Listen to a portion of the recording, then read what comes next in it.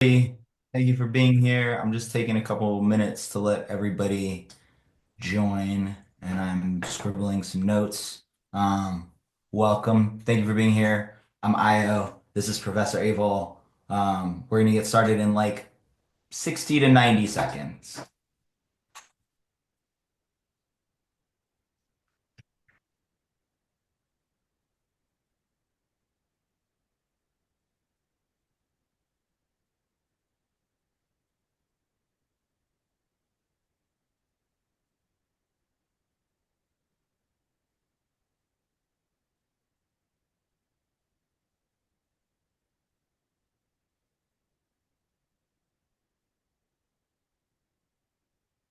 Okay. Um, all right. Hello, everyone. Good evening. Sorry, this is under such crappy circumstances. Really glad you could join us, Professor. Thank you for being here. I'm just going to hand this over to you right now, so you can introduce yourself quickly and just tell people kind of who you are and why we are having this conversation. Well, thank you for the opportunity to talk with everybody. My name is Ed Abal. I'm a recently retired professor from the School of Medicine at USC. My area of research was and is air pollution, especially air pollution health effects in children and a broad range of the population, but focused mostly on children. I spent over 31 years doing that kind of work, and I've also been involved in a lot of community work as well. I served on several national panels and state panels, including work with the EPA on the Clean Air Science Advisory Committees reviewing the national standards, state standards. So happy to answer whatever questions I can. Extremely qualified person to answer these questions. Um, People are very scared right now, right? There's like a lot of information, misinformation going on, a lot of information going on. And it's really hard to parse what's real. It's really hard to parse, especially with something as subjective as the word safe, right? Safe is like one of those words where everybody has a different definition of it, and it totally depends on people's comfort levels. So as we go through this, I'm going to ask you, Professor, to explain things like Super 101 as if you're talking to a 6-year-old, which my science understanding is basically that of a 6-year-old because I flunked every science class I ever took. So, given that there are probably many people on this Zoom who have no scientific understanding, let's try to keep it as like base level as we possibly can. Obviously, our broadest question tonight is going to be if it's safe to be outside in LA right now, which obviously I hope to answer in all of the many nuances over the course of the conversation. Um, but we really are just going to try to stick to facts for everyone who's on here so that you can make moves based on what your comfort level is and the particularities of your situation. So, Professor, most Angelinos would tell you that they're used to a certain degree of toxicity because they live in Los Angeles, right? So, and there are also often wildfires that happen all around us. So, can you kind of go over why this particular situation is more hazardous than the wildfires that happen every year, given all of the homes that have burned? Sure. So let me say two things on that. One, life is not zero risk. Nothing is without risk. We all assume risk in everything we do. Some of it we don't even think about, like turning on the light switch or crossing the street. Others we do take pause, like breathing something that might be hazardous to our health. These particular fires are particularly of concern both because of the magnitude of them and their location, where they are, how many homes were consumed, and where the winds are currently blowing, which is has been on and off for the last 2 weeks, blowing that air across many other neighborhoods that were not directly involved in the fire, but now having to deal with the fumes from the fire. And this is not to minimize the impact on those families and circumstances in which they were actually in the fire path and did lose their homes or damaged homes. So I want to speak to both of those in terms of answering questions. I also realized that I already forgot to mention that this is a Q&A Zoom. So at the bottom of your screen, you'll see where it's a little question mark and it says Q&A. You can click on that and then you can enter your questions. There's already a few in there. And I believe you can upvote questions. So if you see something that's in there that you want answered, rather than ask it again, please just upvote the ones that are already there.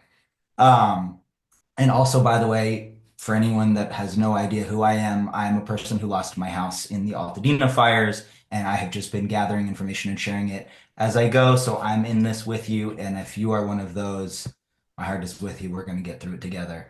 Um, okay, Professor, on a base level, rather than ask you if LA is safe right now, my first question for you is, what would you tell your children to do in daily life if they lived in Los Angeles right now to take care of their health? So I think it depends obviously on where you live. If you live in the immediate area of destruction, where the fires, your home was consumed or damaged, or you live very close, like, within blocks or maybe a half mile or a mile or so of the area, and the wind is blowing your direction, that's a different sort of circumstance. And if you live many miles away and occasionally when the wind is blowing, the air is sort of coming in your direction. So first, let's talk about the people that live right in the area or directly adjacent to it. In those cases, I think you have to be thinking about what can you do to protect your health while you're in the areas. Many of those areas are opening up now. People want to go back and see what of their home remains, what they can do. Uh, Unfortunately, it may be a little bit early to jump back into that because there's a lot of debris. There's still a lot of material on the floor, there on the ground. There's a lot of activity to cleaning it up. And some of that activity and cleaning it up will necessarily kick some of that debris back up into the air and so make it possible for you to breathe it again. So you want to be prepared to protect yourself from that. And that, of course, means wearing a mask that fits your face, goes over your nose and your mouth.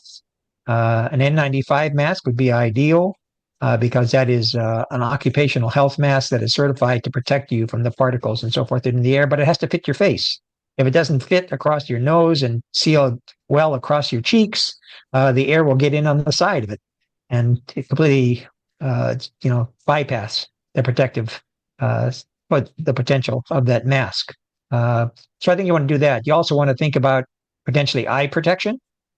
That is wearing goggles or glasses because that can get into your eyes, and your eyes are very sensitive membranes that can, be affected by whatever you kick up. And you know that from dirt and ash and other things you might have gotten in your eyes in the past.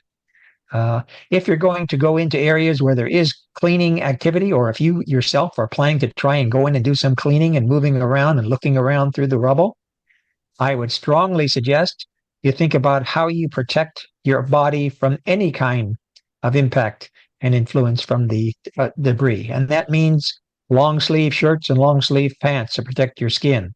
That means gloves to protect your hands. That means being careful and cautious about moving around materials.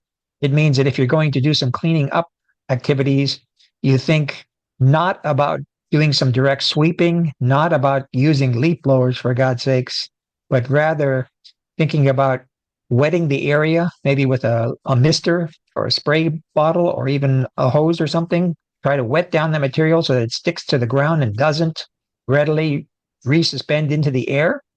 And then try to carefully mop it up, mop it together. Or if it's a partially damaged home and you're cleaning off the windowsills or hard surfaces, using a wet cloth to try and collect that material off it. But again, being very careful and cautious about moving this material around because there are so many toxins in that material potentially. And we don't know all the things that are there, but if you think about what was in your home that possibly could have gone into the fire and being consumed, I mean, everything is there. Tires, batteries, solvents, cleaning products, insulation, wiring, furniture, everything and anything is potentially in that. And that involves hundreds, if not thousands, of different chemicals, some of which we know are toxic, some of which we can only guess at their toxicity. So we want to be as protective as we can. So I think you want to be cautious about what you do when you get into that area. If you live away from the area, then I think you're in a slightly different regime. We want to be cautious about which way the wind is blowing. And the wind has been blowing occasionally across the still inhabited areas across the city, but not in the direct area where it was, where the fires occurred. But you still want to be cautious. And that gets at using the available information that is out there to make informed choices. There are websites that will give you useful information. Some of them include things such as airnow.gov. That provides a way of monitoring the air quality index, which is a color-coded table, going from green to yellow to orange to red, at increasing levels of pollution to give you some protection, some indication of whether the air is safe in a sense for you to breathe. We get to that word safe, which we'll have to come back to. Uh, there are other things you can look at to what the wind direction is, and that you can get from some of the weather sites. Some particularly good ones are watchduty.org or the Windy app, which show you the directions of the winds across Los Angeles and the area, which do change during the day and from day to day. So looking at that, checking that in the morning and the afternoon before you go out will help you to feel a little more comfortable about what you're doing and how you're going to go about doing it. As you pointed out, Los Angeles is not clean, pristine air, uh, even without the fires. We are in violation of a couple of national air standards, which is a way of saying that based on the science, we know that the air can be unhealthy to breathe and can cause both short-term and long-term health effects. But beyond that, there are many, many days across our area where the air is fine to breathe. And if you go to the airnow.gov, you get a green indicator. The complication comes for people of so-called higher risk groups, pregnant mothers, young children, those with existing compromised condition, asthma, chronic obstructive lung disease, cardiorespiratory problems, older adults that have already compromised health status, diabetics. So there's a wide range of people who have susceptibilities. And for those, you have to take some special cautions. You have to think a little bit differently than if you're a young, seemingly invulnerable teenager or young adult, which still you ought to be protecting yourself, but you get away with more when you're sort of out there and think there's not a problem. So I think that's probably a lot to take in all at once. So I'm happy to answer any questions about that. Um, I'm gathering that I guess my question is the prevailing feeling right now, especially after the Clean Air Coalition Facebook webinar or whatever it was called, was that the air in LA is extra toxic and very scary. How accurate is that without saying just check every day? Is it like, yeah, right now you should be really cautious? Is it like as serious as if you can leave for 30 days from the fires, you should? Or is it kind of like it's a little more toxic and just like stay away from the burn zones? Yeah, I think it's the latter. I think it's a little more toxic and you should stay away from the burn zones. I happen to believe that, again, with taking the precautions, and again, the last few days in many parts of Los Angeles, the air's been actually pretty good air quality. But again, if you're in the burn zones, if you're closer to debris, that's a different category. You do need to take some special precautions. And what is considered a burn zone? Well, I would consider the burn zone if you're in the immediate neighborhoods where fire did damage homes, it burned down homes or areas or schools or businesses. I would think that you're in the burn zone if you're on the fringe of those things. If you're within a few blocks. If you still strongly smell smoke in your area or see smoke in your area or see active depositions, actual deposits of ash on the hard surfaces, on your patio, on your porch, on your table, on your windowsills. I think that's an indicator that you certainly have been affected by the fires. And then the question becomes what to do to take and remove or reduce those risks for yourself. So can you just define consequently what close is? Is it a couple of blocks from a burn zone or is it a mile from a burn zone? Yeah, so it's going to be hard to define close because close depends on where the wind is blowing and how hard it's blowing. And that's why you need to sort of take a look occasionally at where the wind is blowing. If you see ash on your backyard or on your tables and so forth, you were in the air regime from the fires. That's not a question anymore. That can go for many, many miles. It can go for hundreds of miles, actually. And so, being a mile or two away doesn't guarantee that you're out of the zone. But if the wind is not blowing in your direction, if the sky doesn't look brown, if you don't smell smoke, I think, and if the wind data, the wind websites show that it's blowing away from you or moderately, in the direction that you need not be concerned, I think it's not a problem. I think there are still plenty of days, and there have been days in the last week or so where you could go outside and run and play and ride your bicycle and it probably would be minimal risk. Are the rains that are expected to come this weekend gonna change the status of things? Yes, some in some ways good, in some ways not so good. So the good ways that are going to change things is they're going to wet down the surfaces. So all these areas that have ash are going to be washed down, and in that sense won't be privy to being blown up into the air and resuspended. That's a good thing. If we get a lot of rain in a short period of time, and because of the areas that have already been sort of denuded from natural foliage, we may be having to face some issues of flooding and runoff. And so there's a lot of movement now to get, sandbags in place and to try to divert some of the expected runoff in ways that will protect the public rather than send them into course, because we're trading one potential event for another, that is flooding in exchange for the fire.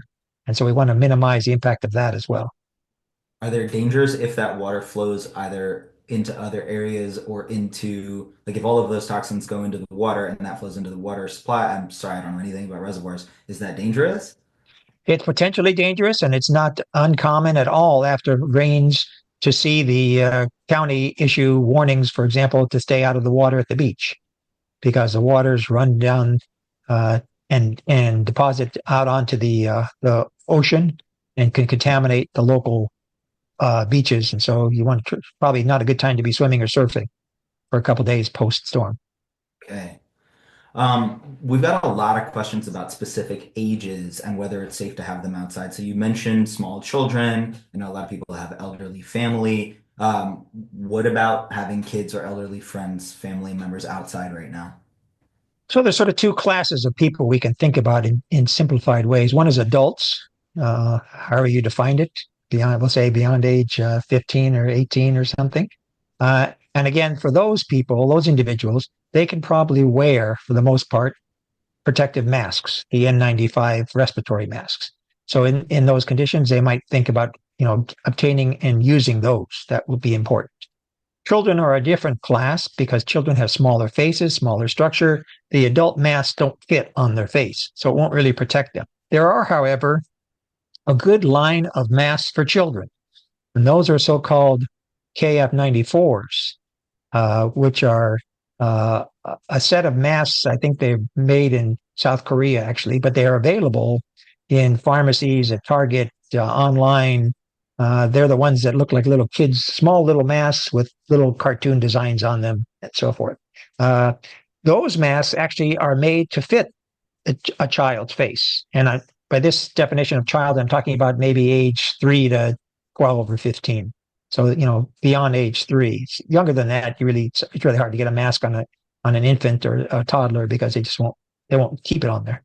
But for children beyond age 3 or 4, I think you could envision them wearing a mask, and you can get those masks. And again, the KF94s are certified masks. They are tested and proven to be effective.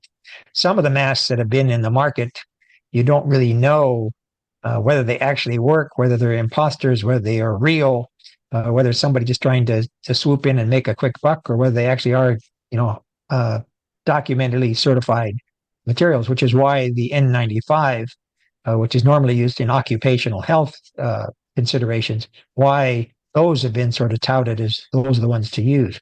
There are a higher grade of masks to use as well, and these are the ones that people envision when they see the screw in, the P100, sort of the more serious, if you will, respirators.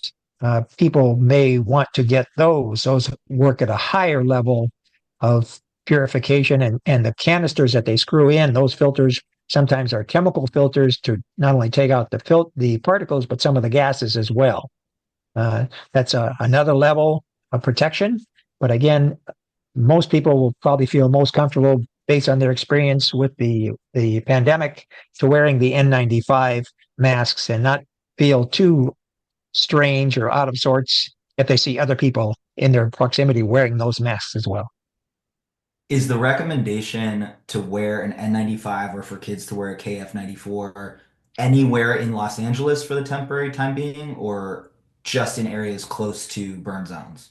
I would think in areas close to burn zones or in those areas, if you're or unfortunate and your family, your home was destroyed, you're trying to get back into your house or want to visit your house or, want to go by and see what's there.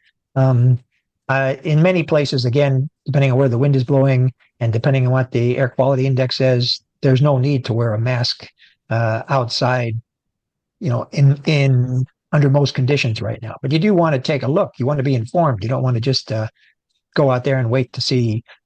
For some people, this is a very anxious time. For many people, this is an anxious time.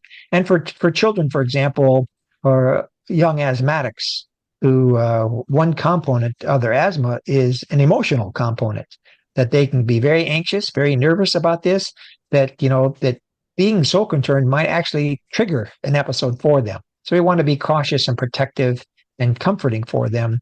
And if it makes them feel better, explain it to them, have them wear the mask, have them take it easy, have them spend maybe a little more time indoors under these considerations, and keep them out of the burn zones if you can. So the recommendation is basically to wake up and check the wind direction every day or several times a day and kind of see which direction things are blowing in between you and where your closest burn zone was.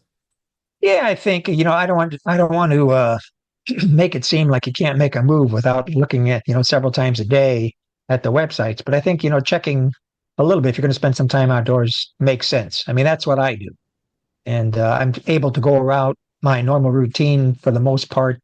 I do carry a mask in my car. I do have masks available.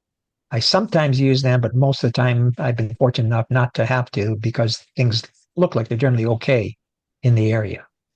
I will say one more thing about looking. Sorry if I made one more thing about looking at the airnow.gov sites and looking at the other sites that have useful information, like Purple Air sensor sites, which is a private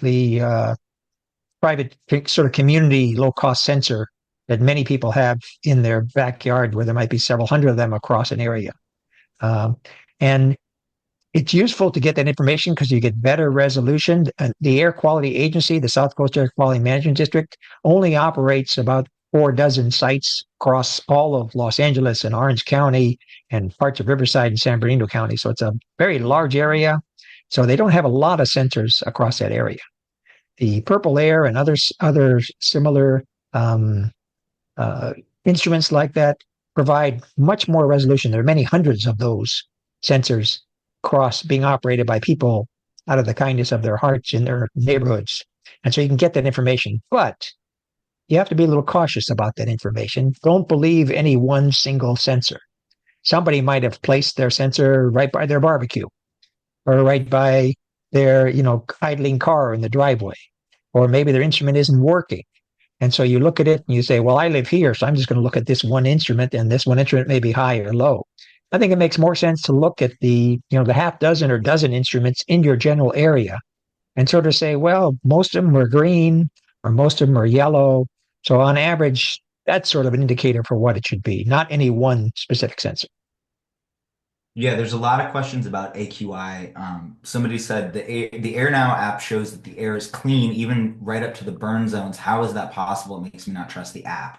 And can you also Right. just talk about like what AQI measures? Because a lot of people have said that like AQI is not it because it's missing a lot of important stuff. Yeah. So let's take a step back and think a little bit, a quick tutorial on what the AQI does and doesn't do. The Air Quality Index was developed by the Environmental Protection Agency to give us some indication of how we were doing with regard to the so-called criteria pollutants, those pollutants for which there was health information and upon which there are national or state standards under the Clean Air Act. And those are ostensibly 6 different kinds of pollutants, 5 of which go into the AQI. So there are things like particulates of a certain size, 2.5 microns, which is so small you can't see it, but which is we might consider respirable particles. They're particles that you can breathe into your lungs. There also are other gases that go into the AQI, which include ozone, nitrogen dioxide, sulfur dioxides, carbon monoxide. And the nitrogen oxides are important because whenever you burn something, it's always incomplete combustion. And so you always have some leftovers. And you get leftover particles and leftover nitrogen oxides. In our sunlight, in our typical communities here in Southern California, we have long hours of sunlight, and we actually have chemical reactions that take place in the air. and that creates ozone, which is a very reactive pollutant. And so all these things are measured. These five things are measured and combined into a one score type thing for the air quality index. And rather than give you a bunch of numbers, which it actually does list an actual numerical value, they do it in terms of color codes. So green is it's fine for everybody to be outside. Yellow is if you have some sensitive condition, you might think about it. Orange means it's of a concern and you should be cautious. Red means this is poor quality air. You should not be out there. And purple means it's really terrible out there. Don't go outside and try to get away from that area. And so by looking at these darker, increasingly darker hued colors, you can get a quick sense of what the quality is like. So the AQI tells you about the national ambient air quality standards, but it does not tell you about things like asbestos or lead or the rubber or the volatiles that came from consumed in the fire that may be out there and that we're all concerned about. It doesn't tell you about many of the things that are in the ash.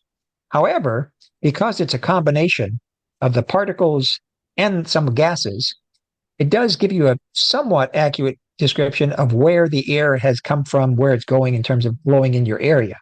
So, for example, if the AQI is green or yellow in your area, that's an indication that there may not be the other pollutants in your area at this time. It doesn't measure those directly. It would be incredibly, impossibly expensive to measure the thousands of chemicals that are out there.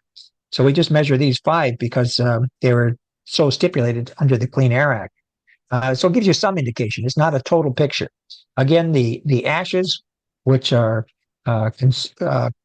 contributed from the fire, composed of many, many hundreds of different kinds of chemicals, could be problematic. The nice thing potentially about the ashes, if there is a nice thing, is that mostly they're big and you can see them. And so you can see if they're out there on the windowsill, if they're out there on the porch or patio, and you know that's potentially a problem.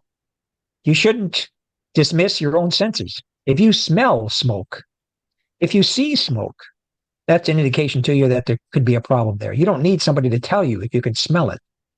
And so I think that would also be a cautionary tale for you all. I think a lot of people are operating kind of by the system that we normally operated on, which is like if I can smell something or see something, there's a problem. But then we got all of this information saying, no, there's tons of stuff you can't see and you can't smell. And so now everybody's very frightened, including us. And frankly, I was there and my eyes started burning, my throat started burning, and I couldn't see anything. The skies were clear and blue. So I guess some of us are having trouble parsing if the see it, smell it, taste it test is accurate or not. It sounds like there are potentially a lot of particles that you can't see or smell. That is true.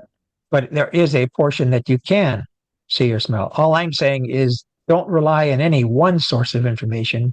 Try to get as many pieces as you can to make a combined informed judgment. But you are exactly right. The eye irritation and throat irritation that you felt being there, even though you couldn't see anything, probably had more to do with the organics and irritating gases that were there coming off the fire and fumes and the very small particles, which there's no way you could see them with your visible eye, with the naked eye. And so those those very small particles down to a certain size range are reportable in the AQI. So it might have been picked up in that. But there are very, very small particles, so-called ultrafines, which probably is a little bit too nerdy for this discussion. But the very, very small particles can actually evade the body's defense mechanisms and get in and potentially do damage to your organs, some of your organs in your body. So we want to protect what we can. We want to take steps to do what we can with the information that we have. And so I think that's why it's wise to be cautious, wise to be circumspect, wise to make some conscious decisions about where you're going to be, what you're going to wear, how you're going to do this as we go through these next several months as we clean up the area and try to, move forward with our lives. So just so I can to recap and just want to see if I have this correct. The recommendation is if you are like, let's say within a mile of a burn zone, regularly check the wind directions and probably you should be wearing an N95 anytime you're outside or a KF94 if you're a kid. Yeah, well, I would, again, you said the mile, I didn't. I said, depending on where the wind blows. So for example, I live several miles away, but I still check the websites in the morning and decide, is this a good time to be outdoors exercising or not? And try to make an informed choice about it. Got it. Okay. What about infants? I know there are a lot of people in the chat who have like really small kids. What Yeah. about that? That- That's a challenge because again, we can't get a mask on them particularly easily. So I think then you have to rely on more passive ways of protecting them. And that goes to indoors, running the air conditioning system, keeping the windows closed, running and hopefully the air conditioning system has an air purification unit in it, or having a mobile, a portable air purification unit that you can put in the baby's or the infant's room, or where the infant spends most time in the den or family room, so that the air is being cleaned, actively cleaned in that area where they are. But we can't put a mask easily on them because they won't put up with it. How far away from a burn zone would you recommend that, like basically keeping an infant inside? Well, again, if it would, my children are older now, so I don't have the infants to deal with, but I do have grandchildren, some of whom are infants. And so if I lived in the burn zone right now, I would consider, if I could, staying away from getting back in there right away. And, sort of give things a little time to settle, both figuratively and literally, in terms of the cleanup and so forth. If that is not possible, I would look into getting portable air purification units, putting them in my the rooms of the house where my children are, and operating them so that I had increased assurance that I was doing something for them. If you're in a car and driving around, I think what you want to do is roll up your windows, set your air ventilation system on recirculate, and let the cabin filter in your car, in which today's cars actually have some pretty good in cabin filters, to clean up the air in the car while you're driving. That actually is useful even if it's not a smoke or fire event, because that also cleans up many of the emissions coming from the tailpipes of the cars around you on the road. And so keeping those windows up and recirculating the air inside the car is in the cabin is a good thing to do for your own health anyway. What's the timeline on this? Like, what activities can we like measure if the county, for example, has said, okay, the EPA has come through and we've tested all of these burn sites and they're all clear for toxins? Or is it that we're waiting for debris removal to be complete on those? When can people kind of relax a little bit? Well, I think again, I can't give you an absolute day or time in the sand that says after this day everything's fine, because we may be unfortunately impacted by future fire events. In the last few days, we've had a couple of fires break out. That may change the timetable.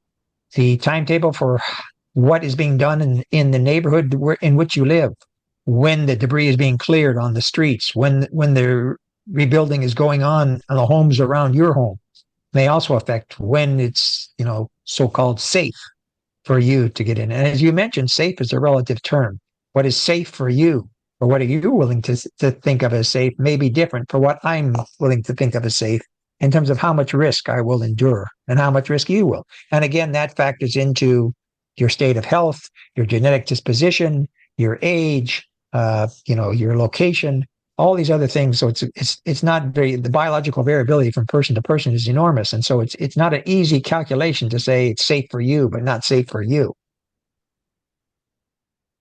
Um, is it safe to live? Someone's asking if it's safe to live in a standing home. So houses that survived, let's say a house in Altadena.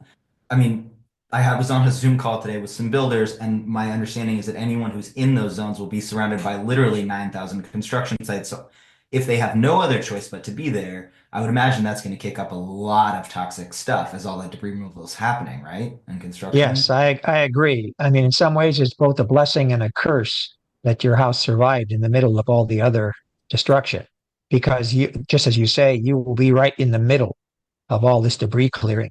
And all that debris clearing, as much as they try to wet it down, as careful as they are in trying to clean it up, there will also inadvertently be some redispersal, some re-entrainment, some kicking up of that dust, and that will create some dusty conditions. So if you are in that home, again, I would keep the windows closed. I would run the air purification system. I would run the portable unit. Now, there may be conditions where you can change from that when they're not actively doing that and the wind is not blowing. But right now, that is a challenging condition to be under, and you need to sort of act accordingly. Um, do you have any expertise in water? Can I ask you questions about water safety at all, or should we just stick to air? I don't know much about water. I'm willing to take one or two questions, but I'll just tell you if I don't know. Water is not my area. Well, the main question from people, I think, is like most people understand that like you can't drink the tap water. Some are like, I'm not even going to boil the tap water, which is probably advisable. A lot are wondering, is it safe to shower in LA's water right now? Do you know? Are you Yeah. feeling qualified to answer that? Yeah, I think you ought to think about the boil water order in the same context as the shower water order. I think if it's not safe to drink it, I wouldn't shower in it either. What are there any filtration systems for shower heads and also, well, let's start with shower heads that you know of that would work. Do you know like, or should we explore that with somebody else? No, I don't, because the issue is going to be some of the organics and some of the volatiles that are there, and so it will depend on what filtration systems there are and what they actually uh, efficiently capture. And I don't know enough about it to make any recommendation for any viewers. Is my understanding correct? And you can tell me you don't know, that each municipality has a different water system, so all of the actual water is not interconnected. So water from Altadena is not getting to Glendale, for example. Right. So there are different water districts. There are several different water districts across Los Angeles. You can find out which water district you are in, and that by checking with your city manager, et cetera, the city website.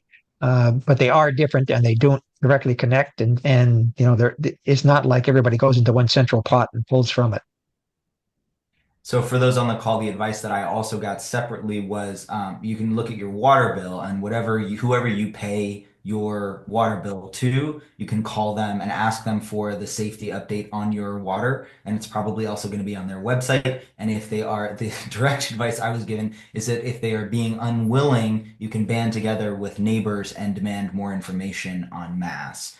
Um, That is true. I also might say that you know they are required by law to provide you with an annual reporting of the water quality in your district. But again, given this recent event, that won't be a part of the recent reporting. So they'll have some update special message about what the status of the water is right now. Yeah, my understanding was that the water will have to be like repeatedly tested through the next couple phases of disaster mitigation. And that testing they have to make public and then open up the water supply depending on the results of those tests. So the advice that I got was call your local municipality, which is whoever, again, you pay your water bill to, and ask them what's going on or how they plan to commit to communicate updates on the status of the water. A question that has come in is if we live in the area of destruction or blocks from it, will HEPA air purifiers clean the air in the house? And are items in the house that are porous now contaminated with smoke containing arsenic and asbestos? So almost yes and yes, and that is HEPA filters will help take out particles. They will do a pretty good job at taking out particles. They won't take out gases particularly. So what you'd really rather have if you had an air purification unit would be a unit that had both a high efficiency particulate filter, a HEPA filter, but also a activated charcoal filter, because that will tend to take out many of the gases. But again, not all of them. And so I think that's a better system than just having the one. The two is better than the one. And so I think it's the way to do it. It is true that in the fire and the air regime blowing through the houses or burning through the house, a lot of this material does get absorbed onto the paints, the carpets, the upholstery, all those things in your home. And that's why, even though outside it may not smell like smoke, if you go into your house, it may smell odd. So what we have to do there is think about how do we clean out that smell, and that probably are volatiles and organics and so forth. And ironically, one of the best ways to clean out that is to increase the airflow through your house, which is to say, open the windows, turn on the fans, and pull air through your house to sort of try to, you know, circulate air and clean that out. But you want to do that on the appropriate days and at the appropriate times so that you're not drawing in more smoke into your home, et cetera. So, using my failed science all my life logic, check if I were to wake up on a Tuesday, check the wind direction, see that it's not coming over one of the burn zones in my direction. I'm like, this is a good day to open all my windows and air out all of these gases that these double air purifiers aren't doing a good job on. Is that correct?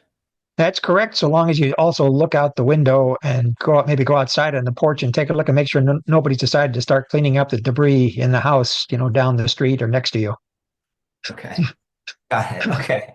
All right. So maybe everybody buys a drone to survey their neighborhood at the same time. Okay. So your favorite, that was gonna be a question is, some people are asking if the P100, that's right, Yeah. is necessary. And you're basically saying an N95 is sufficient. And for inside the house, we want HEPA and activated charcoal air purifiers, correct? Right. So the P100 is the one I was talking to you about the canisters that screw into it. So the more, the sort of the science fiction movie respirators that you see, that it's more the full face respirators type thing. Those will work and they will, in addition to taking out particles, will also take out certain gases and chemicals. There are different chemical canisters that can be screwed on. So those What those will about work too.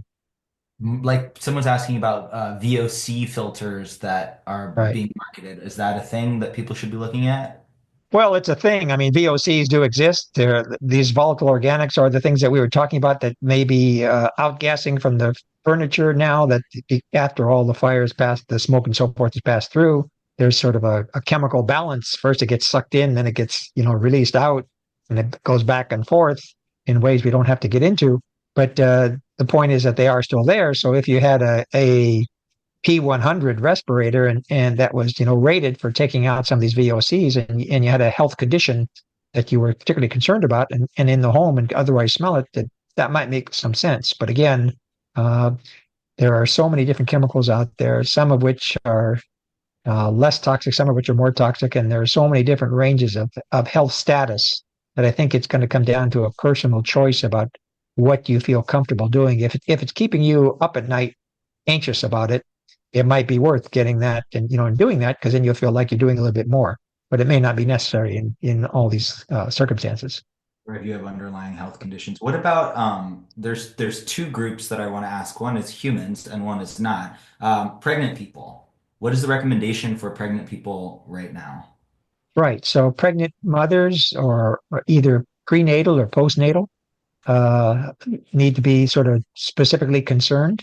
Prenatally, of course, they're in a way they're breathing for two or maybe more, and so we have to take precautions for that. So I think I would be cautious about wearing the appropriate protective devices in terms of respirators and or trying to avoid the area if I could.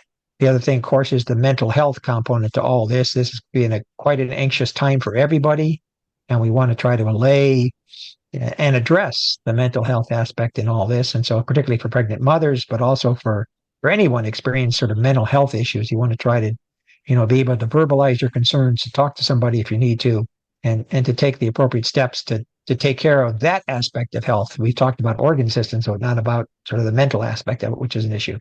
So for pregnant mothers, I definitely would, have some uh, additional concerns to make sure that they are getting respirator, are taking protective caution, are doing that, using the air purifiers in their homes, or staying out of the area if they can. Um, and How and far out from a burn zone would you recommend that a pregnant person wears well, a again, it's going to depend on which way the wind is blowing, and so that's why we want to check the information that's out there. Okay. And what about pets? Everyone's very concerned about their pets because, doggy N95s, maybe not so much. Yeah, probably not so much. So I think you have to sort of be a good shepherd for your dog or cat, and think about, if they're being kept indoors, again, the air purification system, if they're being kept outdoors, you got to be careful about them digging and rooting out, all kinds of ash and so forth. But I don't know how you can stop your dog from going to smell everything that's in the neighborhood. So I'm not sure I can help you there. You may need to check with a vet. Okay, we'll check with the vet. People are asking about ash and the level of like danger or contamination that seeing ash indicates. So let's say I've got ash, on my porch or on my block. What level of contamination does that allude to? Well, I think, in a very simplified sense, thinking if you see ash in your backyard, if you see it on your windowsill, etc., it's an indication that at some point in the recent past, the smoke has sort of blown through your area and you've gotten some of this. It's deposited out of the sky. Again, there are so many different kinds of things that were burnt in the fires that we can't analyze. Well, I guess we could analyze, but we're not analyzing every little piece of ash in everybody's backyard. We know that there are hundreds of different kinds of chemicals, including metals and other toxic compounds that are there. So I think it's probably safer to just assume that there's something toxic in that ash and you want to clean it up or remove it from being exposed to it as best you can. And that gets at the taking the proper precautions to personally protect yourself and clean it up, or maybe hire somebody or have someone come in to clean that up for you if you're in a position where you can't do that. I think the county, the city, et cetera, some of that is taking place. But again, on the inch specific property, you may decide that you want to do it yourself or hire somebody to do it. So let's say you live a couple of miles away. Let's say you live in, I don't know, Highland Park or something, and you had ash in your backyard and you cleaned it up. It was like right after the fires. You cleaned it up and now it's kind of blue skies, but you did have a significant amount of ash. Is there no danger, or is it like now there's just the dangers you can't see? Or is it again just check the wind because it's only going to be blowing in from burn zones? Is the danger kind of like mitigated once you've cleaned up the visible remnants? Yeah, it doesn't. Again, there's no such thing as zero risk. If you clean it up, you certainly reduce it down to a low level, but you should still be watching. We're still in the middle of a fire season. The winds are still blowing in erratic directions and sometimes quite forcefully, 50, 60, 70 mile an hour at times. And so I think it's reasonable to sort of check and see where you are. It is possible that you could have more ash show up again. Hopefully it's unlikely. And if you cleaned it up before, it's gone and you're okay. But I wouldn't just say, okay, now it's reset to zero and it's no more problem. I'd be smart about checking it periodically. So just going by that same logic, I want to just see if I'm correct here. As long as there's, let's say, if as long as there's ash in your backyard, there's danger, right? So if there's a debris site, or let's say where my house used to be, it's just a pile of burnt rubble. Is my understanding correct that just basically as long as that's there, there's going to be stuff in the air that's mega toxic that if the wind blows, will blow with it wherever it goes, right? There is a potential for that, yes. Just wanted to like crystal clear. So the thing we really need and really are hoping for to feel actually safe or like things have progressed air wise is for those debris sites to be handled and cleaned up, right? And for the wind to stop blowing and for the fires to stop burning. Right, right. Just those. Somebody said you mentioned wearing long sleeves and long pants. Does that mean that, for example, if we go for a walk and the wind picks up, we should wash our clothes afterwards? Great question. I think, it's a measure of caution. I was talking about long sleeves and long pants in the aspect of actively cleaning up the ashes in and around your home. I think if you're going for a walk and the wind sort of slowly picks up as you're out walking, you're probably okay. I don't think it's a bad idea to wash your clothes afterwards, but I don't think you have to get all anxious and run home and strip it down and, think that you have to sort of decontaminate yourself Okay, unless you're walking through the burned area. right. And we talked about rain, and this person says, can you clarify the upcoming rain this week? Will it reduce the toxins in the air, or will the toxins be less than what they are today because of the rain? It will reduce the toxins in the air if it rains long enough because it will wash some of them out. But a raindrop chasing a small particle is a difficult encounter. Particles that you can't see are so small, and raindrops, relatively speaking, are so large.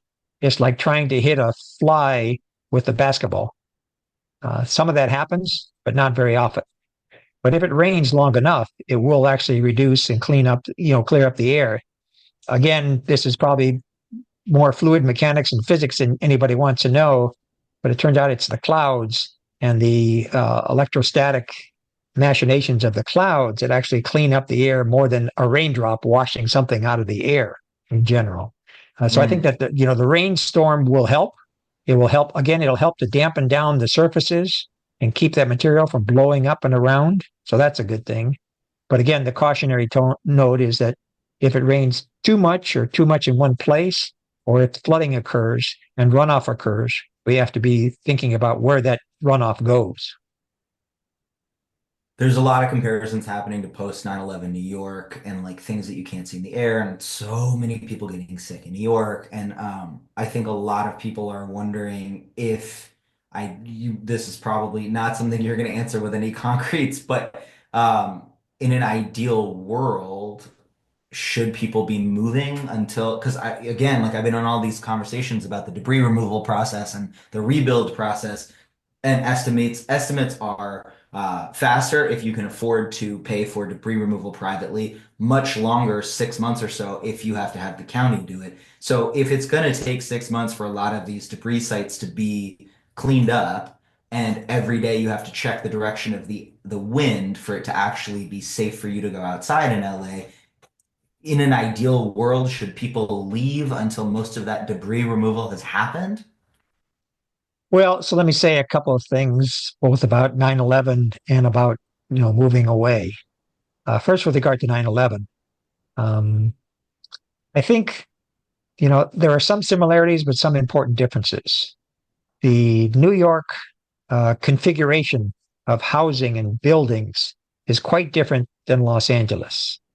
The towers burning down were, hundreds of stories in a tight location that also had tens of stories of buildings around it. And so, and unfortunately, we were not wise enough to counsel everybody to either stay out of the area, undergo personal protection devices, etc. And so we've learned lessons from that. There are some similarities. Much of what was in the towers is also in our homes in terms of insulation, wiring, tires, cars, batteries, etc. So some of that material is the same, but some is very different. What was used in the towers to build the towers, 40 years ago, and what is in our homes now may or may not be somewhat different. But I think there's some cause for concern, but I think the configuration is different. So I think it's smart to be concerned and be thoughtful about it. I don't think we have to just jump over the ledge based on that in and of itself. If you have the wherewithal, if you live in the burned area and you lost your home, unfortunately, and now thinking about, well, do I stay here or do I move away for several months? If you are, if you can move a little bit out of the zone, but stay in Los Angeles for other, social reasons, because you have a social support net here, because you're in school, because you have a job here, etc. I think that makes sense. Again, be thoughtful and make decisions about what you can do to reduce your risk. But again, it doesn't go to zero, but you reduce your risk. Does moving away solve your problems? Well, maybe it solves this problem, but creates other ones where you move away because now you have potentially emotional issues with moving away and losing your support, losing your friends, losing your job, etc. And that may get quickly to health issues as well.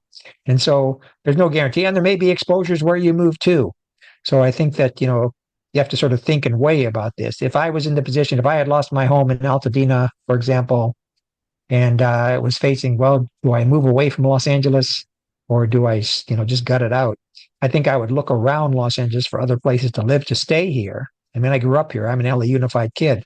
Um, I would stay here, choose to stay here, but I would think about where I could stay and what I could do, and I'd have my support network, my friends, my family, etc. Still with me. I think that's important. So you would be like a little bit outside of LA in theory. Well, I mean, it could be in LA, just again away from the fire zones. Yeah. Um, Someone's asking how long should we stay away from the burn zones with our infants if we are able to, if we had all the flexibility in the world? Yeah, I would keep them away for at least several months until we know better what the progress is in terms of the cleanup, and see how that's going. There's a lot of activity, there's a lot of promises, there's a lot of potential going on, but I would try to keep them removed from this for a period until I could see what was happening. I guess that's like kind of the main question, is like an estimated length of time that we should really be concerned about, like every day tracking the air quality. Are we talking weeks, months, years? I know like 1 to 2 years was thrown around on the last uh, seminar or webinar. So estimated length of time? Yeah, again, unfortunately, I can't give you a magic time. I would guess it's at least months. Six So months? at least months. At Yeah, least months. Understood. yeah. Now, Uh, the weather changes the time of year here too. And so I think that's something to be thinking about. Again, day to day, we might be worried now about the winds and some of fire conditions. Uh, but maybe we're going to get a little bit of rain. I don't know. Maybe things will dampen up a bit. Maybe, you relocate to maybe a different area. Maybe there will be a lot of progress made in cleaning things up because of the scale. Ironically, because of the scale of the catastrophe, there may be a lot of effort put into cleaning up as quickly as we can to get people back on the road to recovery. But I just don't know it. We just have to wait several weeks and see what happens. Right. There was a comment made on the Facebook thing about there being no safe zone because of the directions of the winds, but it kind of sounds like you're a little more tempered on your recommendations around that. Like, where's the balance there? Yeah, I mean, I think I don't want to plant a flag in the ground and say this is a safe zone. You can always stay here and never be, concerned. But I think there are general wind patterns across Los Angeles, and I think you can look and make choices based on that. So again, unfortunately, right now, because of the Palisades fire, because of the Eaton fire, there are large portions of the community, particularly the western part of the city, and then because of the impact of the uh, Palos Verdes Peninsula, really, how the wind is directed around it towards Long Beach, San Pedro. There are portions of the city that are likely to get wind under these Santa Ana conditions from these areas. But again, if you take a look at some of this and sort of see what's going on, you can make informed choices and I think feel a little comfortable about it. But again, you're right. The wind does change direction. The wind does normally flow. Normally, it flows off the ocean coming across the city and out eastward. And that would be the way things normally go. But we do have occasional Santa Ana events that we have to be prepared for. Okay.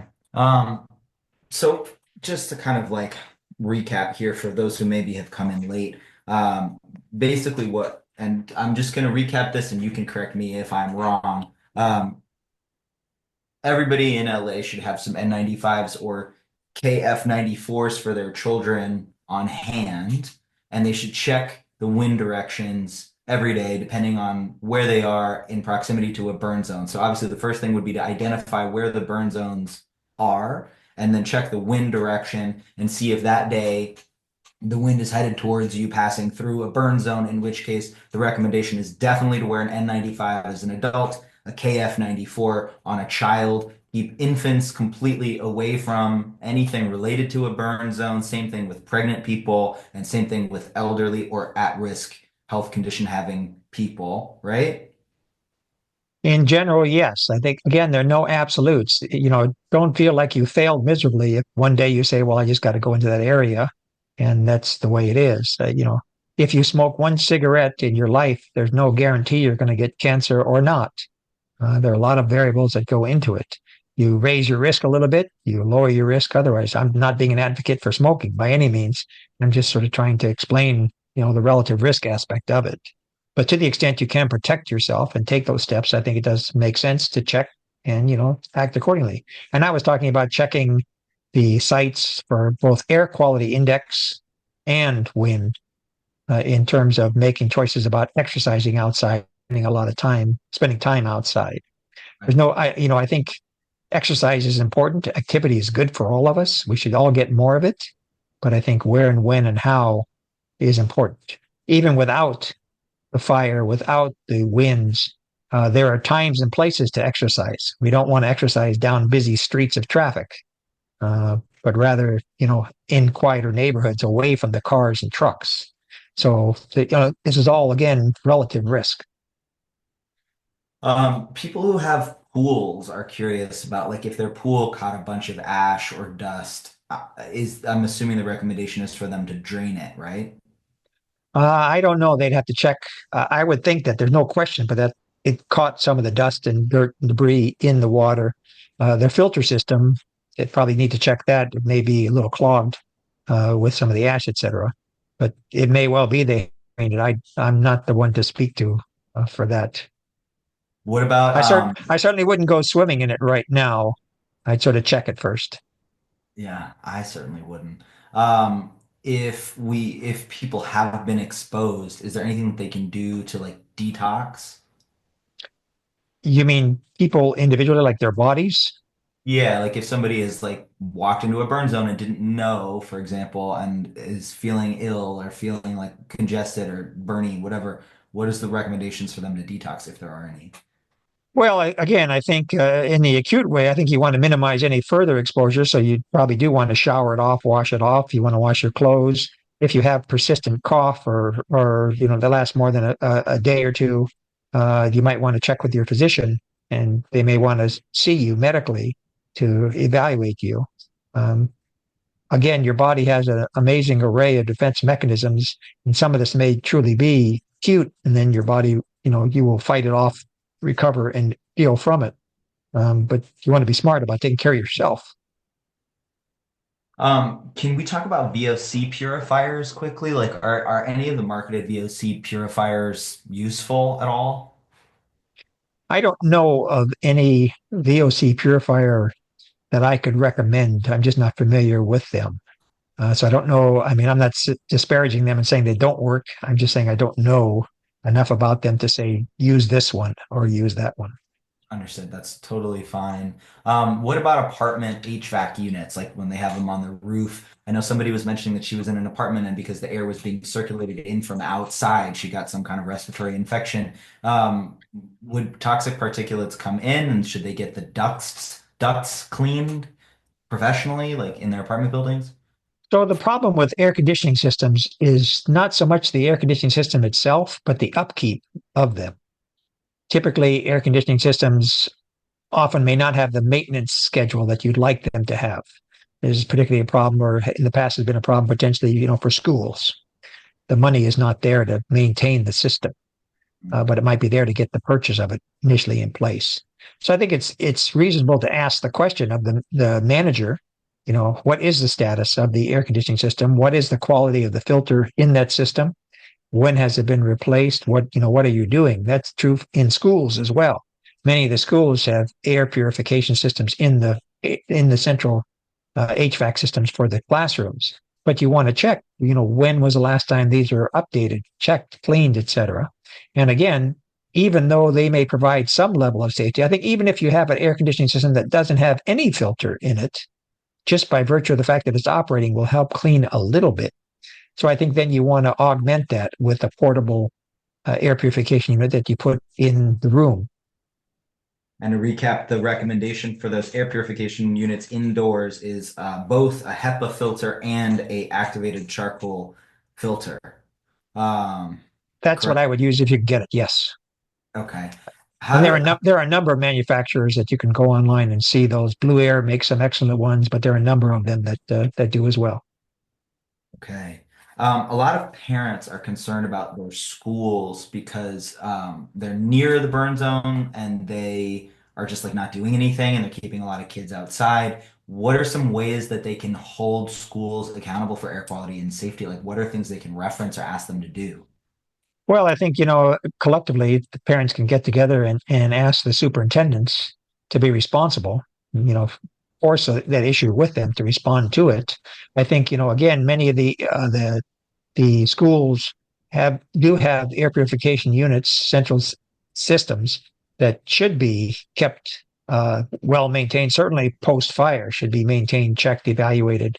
Uh, Many of the schools, because of the air pollution problem, even before the fire, just general air quality in Los Angeles, have uh, high efficiency particulate filter systems in the central system anyway, and then operate the schools for both air purification and security purposes with the windows closed, the doors closed, etc. And so again, one thing parents can do is say directly to the superintendent, show me what you've done to make sure this filtration system is been tested, is working properly, and is protecting my child. And if Hmm. it's not, demand that there be some air purification units in the room or have them explain to you what they plan to do to safeguard your child's respiratory health.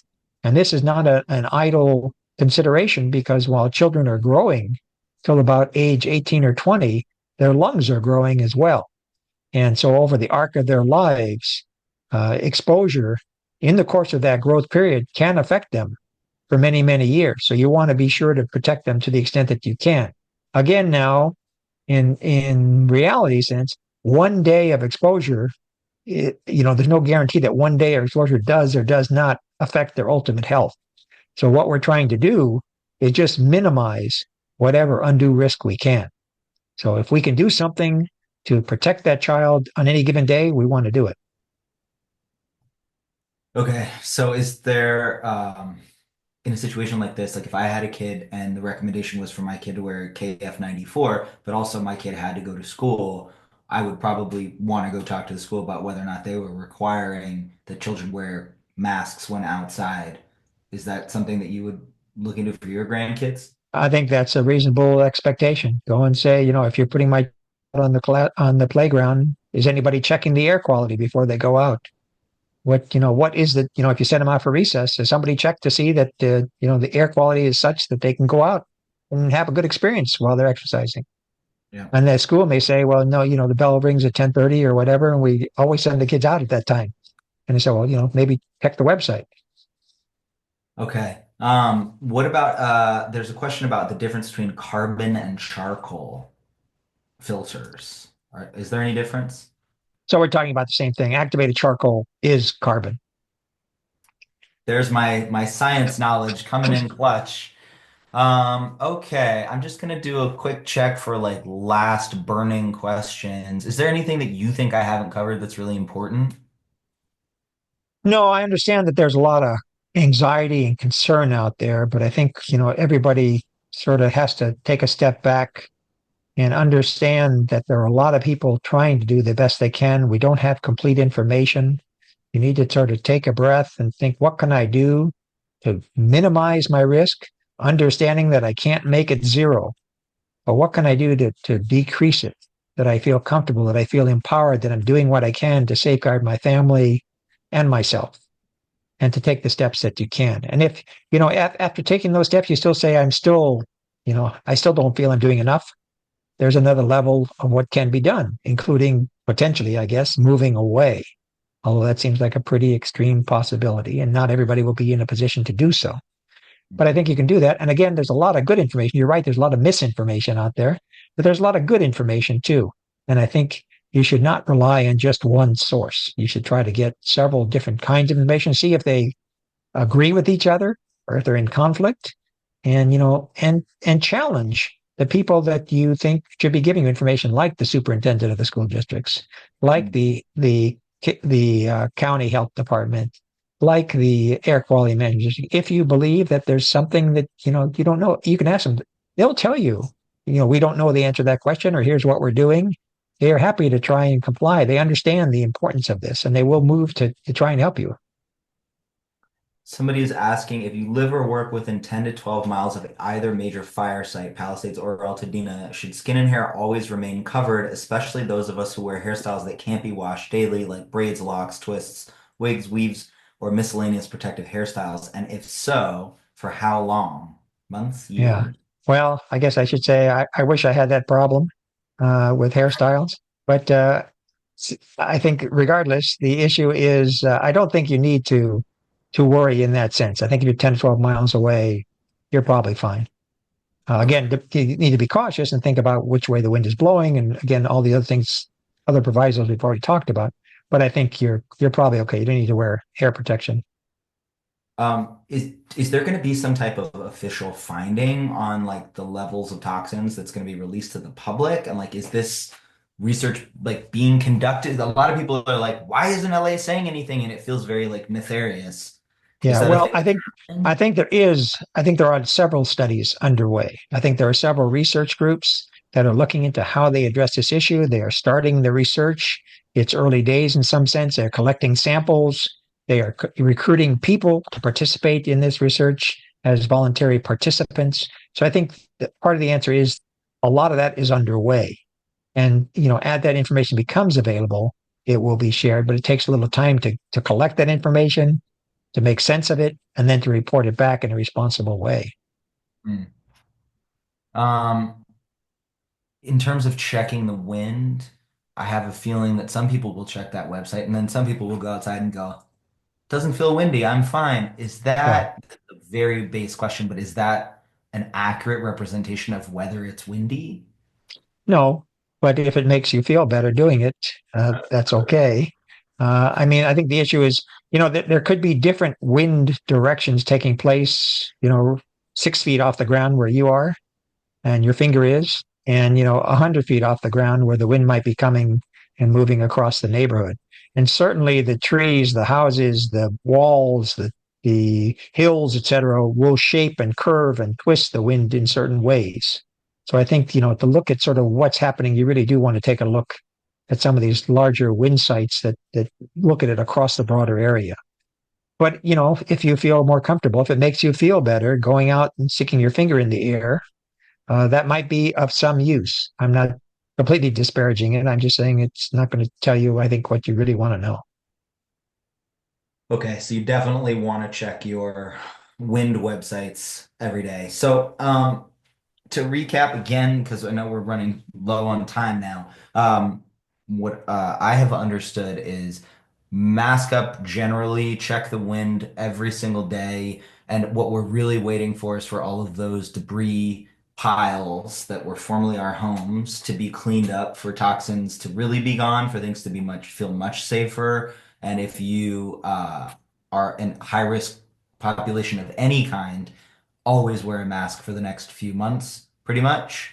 And if you live very far from the burn zones, there is like a distance factor, but it does depend on wind. So there's no prescriptive, you're safe if you live in Long Beach. It's check the winds every day. And most of the risk depends on those debris sites being gone and no new fires causing new stuff. Is that about right?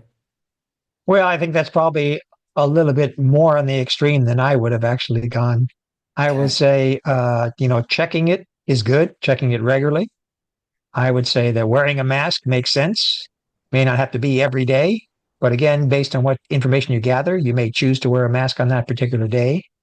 Uh, and I think, ultimately it comes down to what your comfort level is. If you feel like I'm not doing enough to protect myself, wear the mask. We learned in COVID that some people were good at wearing masks, other people rebelled and refused to wear masks in spite of the public health suggestion that they do so. So I think it's sort of your comfort level. I think these are all steps you can take to reduce your risk, but ultimately it's up to you to decide how much of this you want to do. We can provide the information. We don't have all the answers, but we can provide the information. And again, it's not the case that everybody has to feel like they can't do anything without checking the wind and the air quality and get their mask, etc. But you have to find some comfort level for yourself. Okay. Just in the interest of clarity, let's say someone hypothetically lived, a dozen miles away from a burn site and they had a 1 year old. Uh, do they need to check the wind every day? And if the wind is okay, is it okay for the kid to be outside with no mask on? I think it's fine for the kid to be outside without a mask. We don't have a mask for a 1 year old anyway. But I think that, again, just common sense, the way I look at it would be checking the wind before I was going to go out for, spend the day at the park or something makes sense to me. Okay. It only takes a couple of seconds to do that. Okay. I'm gonna just give my team here. By the way, I just want to give a shout out to there's like 5 or 6 women who have made this whole thing possible and all of these panels possible. Diana and Clara and they're just Alana and they're amazing, Patty. And without them, none of this would be coming together. So I want to give them a minute to tell me if there's any last burning questions that I've missed or we want to ask Professor Abel, because I'm not able to read the chat. My brain will explode. So if somebody else can just quickly tell me thumbs up, are we good to go? Then I will let this fine man and all of these fine people go to bed or to dinner or whatever their thing is. Couple requests, an invitation to get nerdier on the ultrafine particles. So if you'd like to take us out with that. Okay. I'll try not to get too deep in the weeds here. When we talk about the air quality index and talk about monitoring particles and talk about HEPA filters, we are mostly talking about so-called residual particles, which on average are about 2.5 microns in diameter. So that's 2.5 millionths of a meter. They're very, very small particles. But there's a whole class of much smaller particles called ultrafines, where these are of regulatory interest are 2.5 microns in diameter.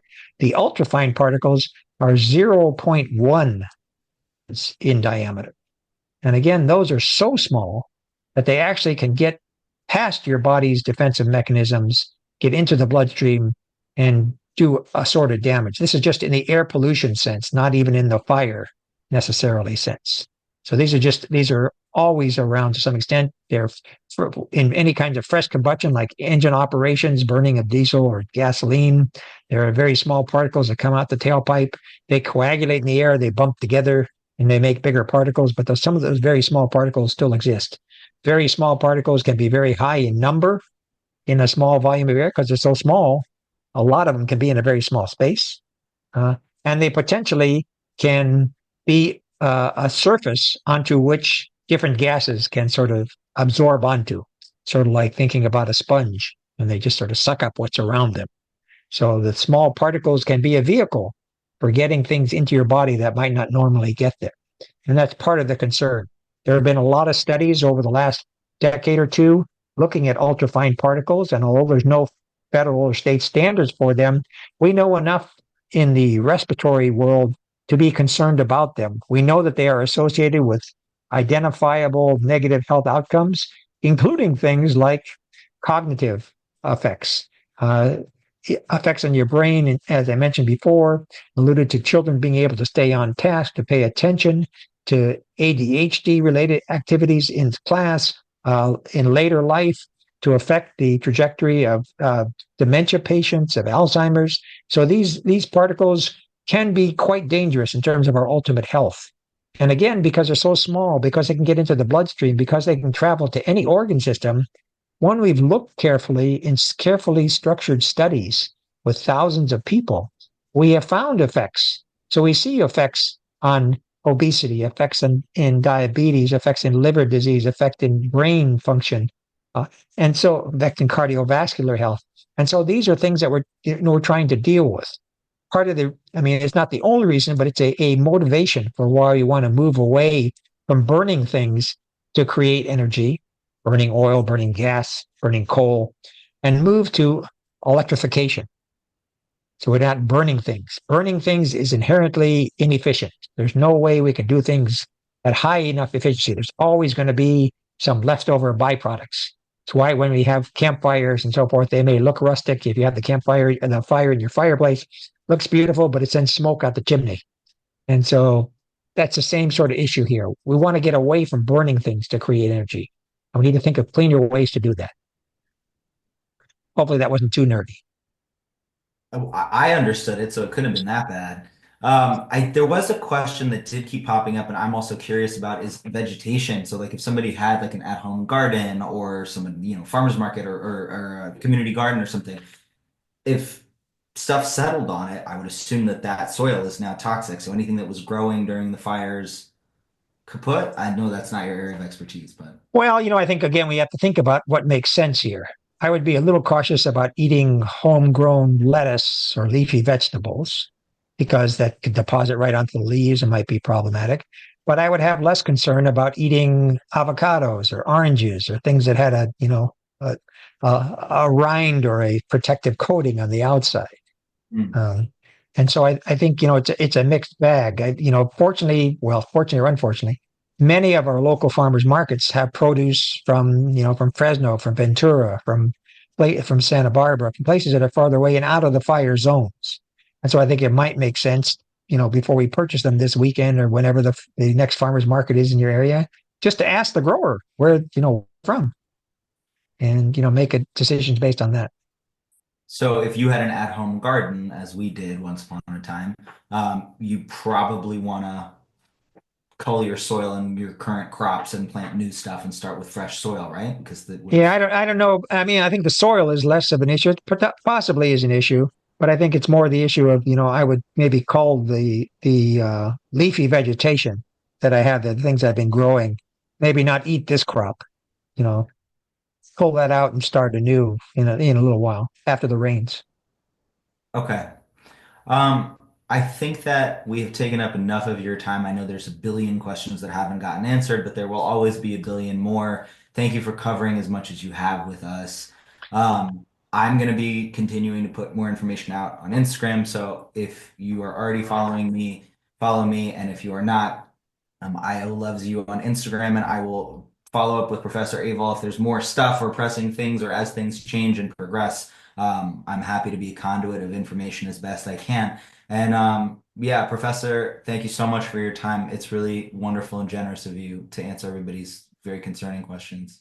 Yeah, well, thank you. And again, I think if we leave one message for everybody, it's that, we're all in this together. It's a community.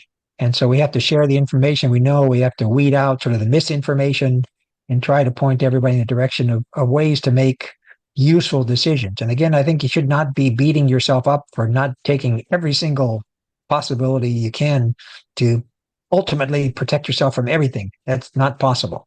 I think what we have to do is, again, try to reduce the risks where we can. Yeah.